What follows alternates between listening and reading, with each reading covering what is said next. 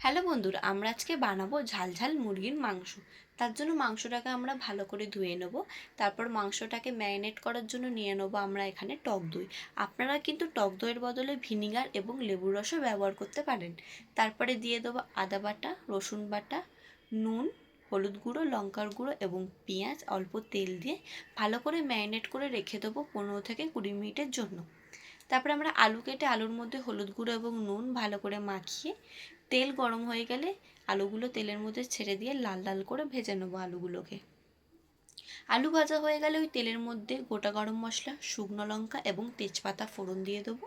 আর দিয়ে দেবো পেঁয়াজ কুচি। পেঁয়াজটাও হালকা বাদামি বাদামি ভাজা হয়ে গেলে দিয়ে দেবো আমরা এর মধ্যে এবার আদা বাটা, রসুন বাটা, লঙ্কার গুঁড়ো।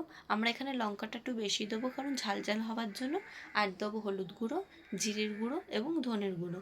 দিয়ে ভালো করে আমরা মশলাটাকে একটু কষিয়ে নিয়ে দিয়ে দেবো পরিমাণ মতো নুন, কারণ আমরা ম্যারিনেট করার সময় নুন দিয়েছি, তাই সেই বুঝে আপনারা নুন দেবেন। নুন দিয়ে অল্প একটু জল দিয়ে সামান্য একটু চিনি দেবো। আপনারা কিন্তু চিনি দিতেও পারেন, নাও দিতে পারেন, আমি এখানে চিনিটা ব্যবহার করেছি। তারপরে দিয়ে দেবো আমরা ম্যারিনেট করে রাখা মাংসটাকে, দিয়ে ভালো করে কষবো। আপনারা কিন্তু মাংস যত ভালো করে কষবেন তত কিন্তু টেস্টি হবে খেতে। তেল ছেড়ে গেলে মাংস থেকে দিয়ে দেবো ভেজে রাখা আলু। আলু আর মাংস ভালো করে এবার কষবো। কষে নিয়ে দিয়ে দেবো আমরা এর মধ্যে পরিমাণ মতন জল। জল দিয়ে আমরা এটা সিদ্ধ হওয়ার জন্য ঢাকা দিয়ে দেবো। সিদ্ধ হয়ে গেলে মাংস আমরা গুঁড়ো গরম মশলা ওপর থেকে ছড়িয়ে নিয়ে আর নামিয়ে দেবো।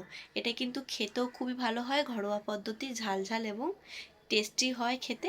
আমার রান্না আপনাদের কেমন লাগে কমেন্ট করে বলবেন, এবং কারা কারা মাংস খেতে ভালোবাসে সেটাও কমেন্ট করে বলবে, এবং আমার চ্যানেলটা সাবস্ক্রাইব করে দেবে আর পেজটা ফলো করে দেবে।